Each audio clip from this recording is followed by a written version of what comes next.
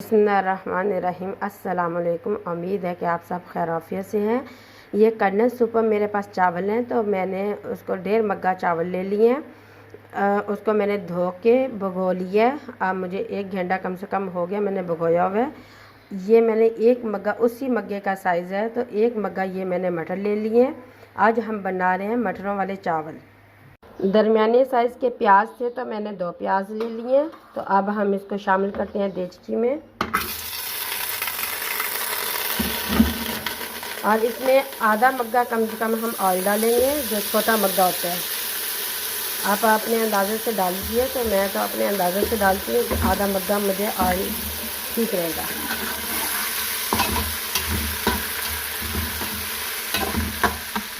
अब हम इसको फ्राई कर लें।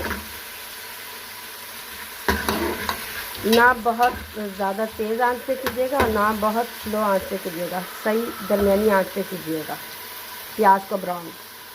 प्याज हमारा ब्राउन हो चुका है। अब हम इसको अलग किसी बर्तन में निकालेंगे। तो अब हमने इसका रंग निकालना है।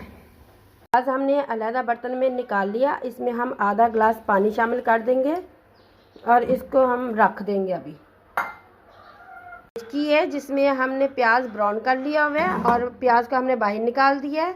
अब हम इसमें लहसुन, अदरक, हरी मिर्ची का पेस्ट डालेंगे और उसको भूनेंगे थोड़ा सा।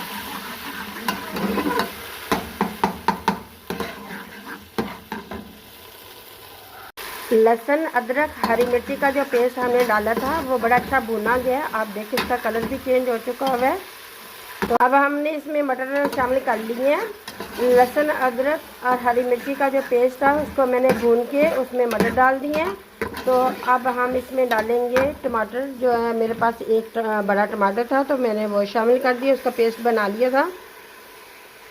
मैं ये काली मिर्ची है थोड़ी सी, और 1 बड़ी इलायची है, 4 मेरे पास लाल मिर्ची है साबित, और 3 छोटे छोटे टुकड़े मेरे पास दालचीनी के हैं, और 2 तेज़ पत्ते हैं, और 5-6 जो हैं वो लौंग है, और 1 बादयाने का बड़ा फूल है, और छोटे छोटे उसके 1-2 पत्ते और भी थे, वो भी मैं शामिल कर रही हूँ। और अब इसमें मैं नमक शामिल कर रही हूँ। अब हम इसमें शामिल करेंगे 1 टीस्पून नमक। ये देख लीजिए।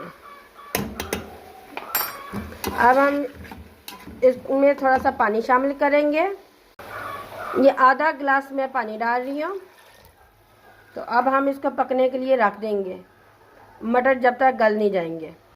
अब हम इसके ऊपर कवर लगा देंगे 10 मिनट तक, और दरमियान में हम चेक भी करेंगे कि मटर अच्छी तरह गल जाए।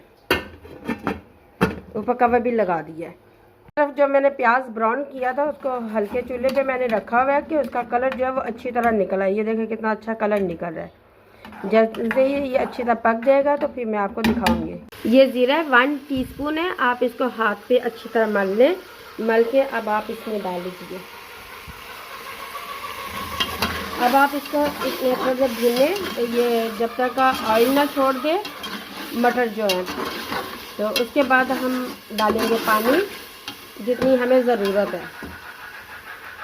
अब हमारे मटरों ने ऑयल छोड़ दिया और बहुत अच्छी तरह भुने गए हैं। अब हम इसमें पानी शामिल करेंगे। मेरे पास ये 1.5 मग्गा चावल थे और मैं 3 मग्गे इसका पानी डालूंगी। एक तो हमारे चावल पुराने भी हैं, तो इसलिए भी पानी जो है आप अपने चावलों के हिसाब से पानी डाल सकते हैं। और इसमें अब आप डाल दीजिए 1/2 टीस्पून गरम मसाला पिसा हुआ। ये देखिए ये 1/2 टीस्पून है गरम मसाला पिसा हुआ।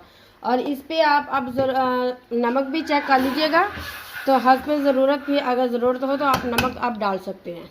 अब हमारा पानी पकना शुरू हो गया। अब हम इसमें शामिल करेंगे चावल। चावलों में से मैंने पानी निकाल लिया, थोड़ा बहुत शायद रह गया हो, तो इतने ही पानी की कोई बात नहीं होती। तो अच्छी तरह आप सारे चावल साफ करके डाल लीजिए।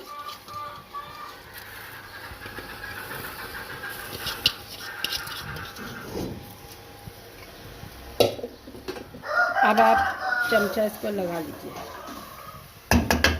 और इसके ऊपर अब आप ढक्कन लगा लीजिए ऐसे। ये जो मैंने आपको प्याज ब्राउन दिखाया था उसको मैंने अच्छी तरह पका लिया। उसका रंग देखिए बहुत अच्छा उसने आ गया। अब تو اب میں اس کو بھون لوں اچھی طرح.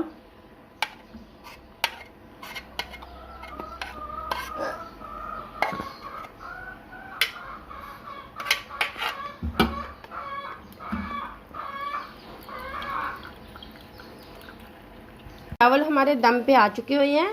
اب ہم نے جو رنگ نکالا تھا پیاز کا وہ ہم اس میں شامل کریں گے.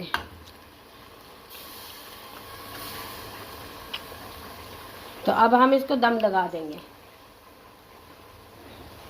اب ہم پلیٹ میں نکالتے ہیں پھر آپ کو دکھاتے ہیں. الحمدللہ ہمارے چاول بہت اچھے بنے ہیں. امید ہے کہ آپ کو ویڈیو پسند آئی ہوگی. اللہ حافظ.